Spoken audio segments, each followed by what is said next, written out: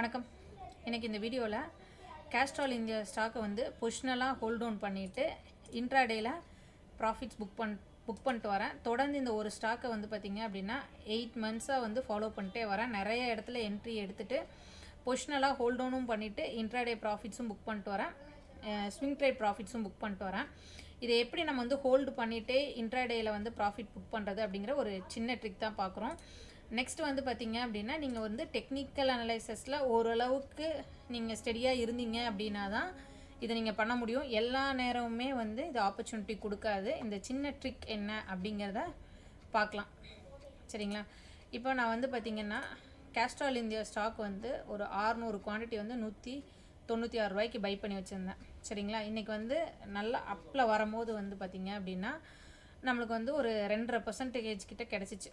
ஒரு 2,900 அந்த மாதிரி அளவுக்கு நான் வந்து சிஎன்சியில் வந்து ப்ராஃபிட் புக் பண்ணிட்டேன். இப்போ நீங்கள் சிஎன்சியில் ப்ராஃபிட் புக் பண்ணிட்டீங்க அப்படின்னா இங்கே பொசிஷன் வந்து 0 ஆகிட்டு இந்த இடத்துல உங்களுக்கு காட்ட ஆரம்பிச்சிடும். பொசிஷன்ஸ் வந்து இங்கே வந்து சிஎன்சியில் செல் பண்ணிட்டீங்க அப்படின்னு வந்து இங்கே காட்டும் இன்ட்ராடேயில். அப்போ என்னாச்சு அப்படின்னா நான் வந்து 200 ரூபா 50 காசுக்கு நான் புக் பண்ணிட்டேன்.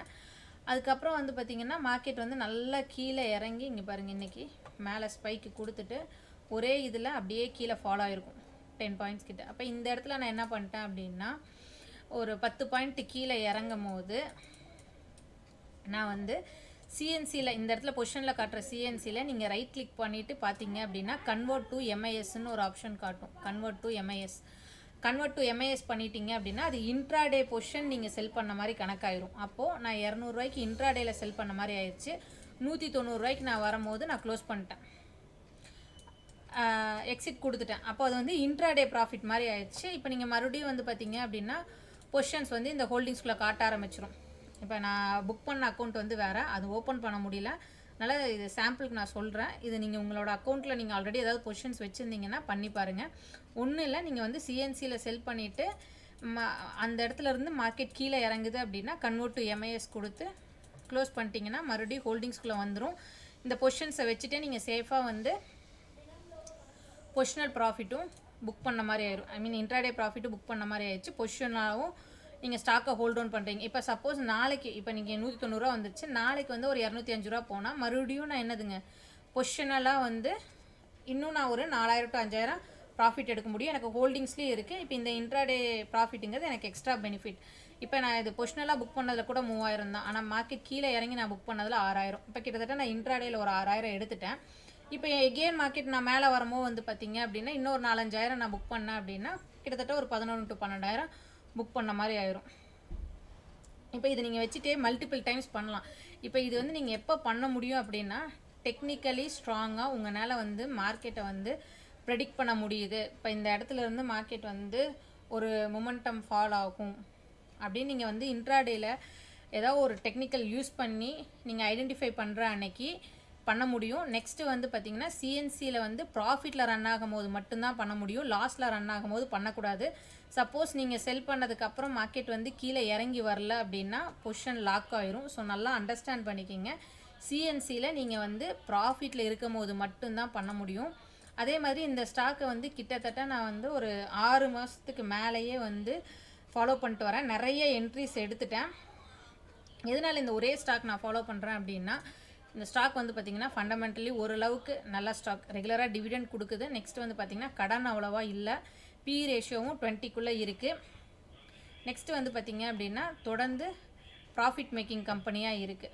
இந்த ஒரு 2-3 ரீசன்ஸ் தான் நான் அந்த கம்பெனியில் ஃபில்டர் பண்ணி வச்சுருக்கேன் ஃபண்டமெண்டலி குட் அப்படிங்கிறதுக்கு. நெக்ஸ்ட்டு டெக்னிக்கல் லெவல் வந்து பார்த்திங்க அப்படின்னா நான் ஃபஸ்ட் டைம் ஒரு 2-3 மந்த்ஸுக்கு முன்னாடி போஸ்ட் பண்ணும்போது பார்த்திங்கன்னா இந்த இடத்துல லிக்விடிட்டி எடுத்துகிட்டு கீழே இறங்கும் போது இந்த 160 ரேஞ்சும் நான் பை கொடுத்துருப்பேன். இப்போ அங்கேருந்து வந்து பார்த்திங்கன்னா அப்சைடில் மூவ் ஆன் 260 வரைக்கும் மூவ் ஆச்சு. இங்கே ஒரு சேஞ்ச் ஆஃப் கேரக்டர் ரிட்டர்ன் வந்துட்டு பார்த்திங்கன்னா இப்போ இந்த சேம் இதே பிளாக் கிட்ட தான் ஹோல்ட் ஆன் ஆகுது. ஸோ இப்போ இந்த லெவல்லேருந்து பார்த்திங்க அப்படின்னா எகெயின் இந்த 260 போகிறக்கான பாசிபிலிட்டிஸ் அதிகமாக இருக்குது. இப்போ இதை கட் பண்ணும்போது 290யும் ஷார்ட் டேர்மில் ரீச் ஆக வாய்ப்பு இருக்குது. சப்போஸ் இது கீழே இறங்கினாலும் எங்கன்னா இந்த 130 வரைக்குமே வரதுக்கான வாய்ப்பு இருக்குது. இந்த 160 ஹோல்ட் ஆகிற வரைக்கும் வந்து பார்த்திங்கன்னா அப்சைட் மூமெண்டம் பாசிபிள். அப்போ நம்ம என்ன பண்ணணும், இந்த இடத்துல ஓரளவுக்கு வந்து குவான்டிட்டிஸை வாங்கி வச்சுக்கணும். இப்போ இங்கிருந்து மார்க்கெட் மேலே மூவ் ஆன் ஆகும் போது நமக்கு எங்கெல்லாம் வந்து இன்ட்ராடேயில் ஆப்பர்ச்சுனிட்டி கிடைக்குதோ அப்போ வந்து நம்ம செல் பண்ணி இந்த மாதிரி எம்ஐஎஸ்ஸாக கன்வெர்ட் பண்ணி ப்ராஃபிட் புக் பண்ணிக்கலாம். சப்போஸ் நீங்கள் இன்ட்ராடேயில் வந்து செல் பண்ணிவிட்டு கீழே இறங்கி வரல, பை பண்ணுறக்கு ஆப்பர்ச்சுனிட்டி கொடுக்கலன்னா ஓகே, நீங்கள் சிஎன்சியில் எடுத்த ப்ராஃபிட்டை வச்சுக்கோங்க. அடுத்த நாள் மறுபடியும் ரீடெஸ்ட்மெண்ட் 1 or 2 டேஸில் கீழே இறங்கி ஒரு லெவலில் வரும்போது ஒரு குறிப்பிட்ட குவான்டிட்டி வாங்குங்க. ஒரு 200 குவான்டிட்டி அந்த மாதிரி வாங்குனீங்க அப்படின்னா மேலே மூவ் ஆச்சுன்னா எகெயின் அந்த மாதிரி ரன் பண்ணுங்கள். சப்போஸ் அங்கேருந்து இன்னும் கொஞ்சம் கீழே இறங்குச்சு அப்படின்னா ஆவரேஜ் பண்ணிடுங்க. அப்போ உங்ககிட்ட ஒரு 400 குவான்டிட்டி அந்த மாதிரி இருக்கும். எகெயின் இந்த மாதிரி புல் பேக் கொடுக்க புக் பண்ணிக்கலாம். ஏன்னா இப்போ இந்த ஸ்டாக் வந்து பார்த்தீங்க அப்படின்னா ஒரு ரீசெண்டாக 2 இயர்ஸ்க்குள்ளே வந்து பார்த்தீங்கன்னா ஒரு 100 to 130 பாயிண்ட்ஸ்க்குள்ளே தான் ட்ராவல் ஆகிருக்குங்க பாருங்கள். 160 to 290 தான் வந்து இப்போ 2024லேருந்து இப்போ 25, இப்போ கிட்டத்தட்ட இந்த ஒரு 1 இயர்க்கே வந்து பார்த்திங்கன்னா 100 பாயிண்ட் ரேஞ்சுக்குள்ளே தான் இருக்குது. நம்மளுக்கு விலையும் கம்மியான ஸ்டாக், 200 ரூபாக்குள்ளே இருக்கக்கூடிய ஸ்டாக்கு. ஃபண்டமெண்டல்ஸும் ஓரளவுக்கு நம்மளுக்கு வந்து பாசிட்டிவாக இருக்குது. அப்படிங்கும் போது இதை நீங்கள் ஃபாலோ பண்ணிங்க அப்படின்னா ஒரு 4 ஹவர்ஸில் எப்போல்லாம் என்ட்ரி கிடைக்குதோ இந்த மாதிரி ஹோல்ட் டவுன் பண்ணிவிட்டு நீங்கள் ஒரு குறிப்பிட்ட குவான்டிட்டி இதுலேயே நீங்கள் வந்து என்ன பண்ணலாம் அப்படின்னா ஒரு 1000 குவான்டிட்டி வச்சுருக்கீங்கன்னா ஒரு 500 குவான்டிட்டி மட்டும் இன்ட்ராடேக்கு ட்ரை பண்ணலாம். மேலே போக போக இன்னொரு 500 குவான்டிட்டி வந்து பார்த்தீங்க அப்படின்னா பொசிஷனலாக ஒரு லாங் டேர்ம் இந்த டார்கெட்டை பேஸ் பண்ணி கூட வச்சுக்கலாம். இப்போ ட்ரேடிங் அப்படிங்கிறதுல வந்து நம்ம ஒரு சின்ன சின்ன ட்ரிக்ஸ் நம்ம யூஸ் பண்ணி தான் வந்து பார்த்திங்கன்னா அந்த ப்ராஃபிட்டபிலிட்டியை வந்து இன்க்ரீஸ் பண்ண முடியும். நீங்கள் அட்லாஸ்ட் எப்போ நீங்கள் வந்து உங்களோட ப்ராஃபிட்டை பார்க்கணுன்னா ஒரு 1 இயர் கழிச்சு இந்த ஒரு ஸ்டாக்கில் நீங்கள் ஒரு 50,000 ஸ்பெண்ட் பண்ணியிருக்கீங்கன்னா எவ்வளோ பர்சன்டேஜ் ஆஃப் ரிட்டர்ன் நீங்கள் எடுத்திருக்கீங்க அப்படின்னு தனியாக பாருங்கள். ஒரு லாங் டேர்ம் இன்வெஸ்ட்மெண்ட்டில் எவ்வளோ ரிட்டர்ன்ஸ் வருது, இந்த மாதிரி இன்ட்ராடே ப்ராஃபிட்ஸை புக் பண்ணிவிட்டு ரன்னிங்லேயே விட்டு ஒரு லிமிட்டட் ரேஞ்சஸில் புக் பண்ணும்போது என்ன ப்ராஃபிட், இதை நீங்கள் பண்ணி பார்த்தீங்கன்னா தான் புரியும். அதே மாதிரி வந்து பார்த்திங்கன்னா ஒரு ஸ்டாக்கை ஆவரேஜ் பண்ணுறதா இருந்தால் ஒரு 5% அந்த மாதிரி ரேஞ்சிலேயே ஆவரேஜ் பண்ணக்கூடாது. இப்போ நீங்கள் ஒரு 240 ரூபாய்க்கு வாங்கிட்டீங்க அப்படின்னா நல்லா விட்டு ஒரு 20% வந்து இறங்கினதுக்கு அப்புறம் தான் திருப்பியும் வந்து ஒரு 170 180 ரேஞ்ச் தான் ஆவரேஜ் பண்ணணும். நல்லா கேப் விட்டு தான் ஆவரேஜ் பண்ணணும்.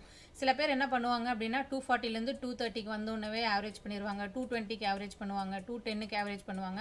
அப்போ வந்து பார்த்திங்கன்னா குவான்டிட்டி இன்க்ரீஸ் ஆகிட்டே போகும். வெறும் 40 பாயிண்ட்டுக்குள்ளேயே பெரிய குவான்டிட்டியை வந்து லாக் பண்ணிடுவாங்க. அந்த மாதிரி பண்ணக்கூடாது. ரொம்ப டிஸ்டன்ஸ் விட்டு 20%ல் ஆவரேஜ் பண்ணணும். அப்போ தான் நம்ம கேபிட்டல் வந்து சேஃபாக இருக்கும். ஒரு லாங் கேப் கொடுக்கும் போது தான் நம்மளுக்கு வந்து ஆவரேஜ் ப்ரைஸும் ஒரு மிட் பாயிண்ட் 200 கிட்ட வரும். ஜஸ்ட் இந்த இடத்துல வந்துட்டு ஒரு சின்ன புல் பேக் கொடுத்தாலே கூட நீங்கள் ஸ்டாக்லேருந்து வெளியே வர முடியும். இப்போ இந்த மாதிரி பக்கத்தில் ஆவரேஜ் பண்ணிங்கன்னா உங்கள் ஆவரேஜ் ப்ரைஸ் வந்து மேலேயே தான் இருக்கும், கீழே இருக்காது. ஸோ புக் பண்ணுறதுக்கு சிரமமாக இருக்கும். ரொம்ப நாள் நீங்கள் வச்சுக்கிட்டே இருக்க மாதிரி வரும். ஒரு ஸ்டாக்லேருந்து வெளியே வரதுக்கு இது நல்ல வழி. நீங்கள் வந்து டெக்னிக்கல் லெவல்ஸில் கரெக்டாக மேட்ச் ஆகி ஒரு நல்ல லெவல்ஸ் கிடைக்கும் போது பண்ணுங்கள். இப்போ இந்த கேஸ்ட்ரால் இந்தியாவில் நோட் பண்ணிக்கோங்க. இந்த இடத்துல நான் என்ன சொல்லியிருக்கேங்கிறத வந்து நீங்கள் ஏதாவது ஒரு பொசிஷன் வச்சுருந்தீங்கன்னா நாளைக்கு ஜஸ்ட் ஏதாவது சிஎன்சியில் புக் பண்ணும்போது அந்த மாதிரி ட்ரை பண்ணி பாருங்கள். ஏதாவது டவுட்ஸ் அப்படின்னா கமெண்ட் செக்ஷனில் கேளுங்க. இந்த மாதிரியான நிறைய வீடியோஸ் தெரிஞ்சுக்க சப்ஸ்கிரைப் பண்ணிட்டு பாருங்கள். இன்னொரு வீடியோவில் பார்க்கலாம். நன்றி, வணக்கம்.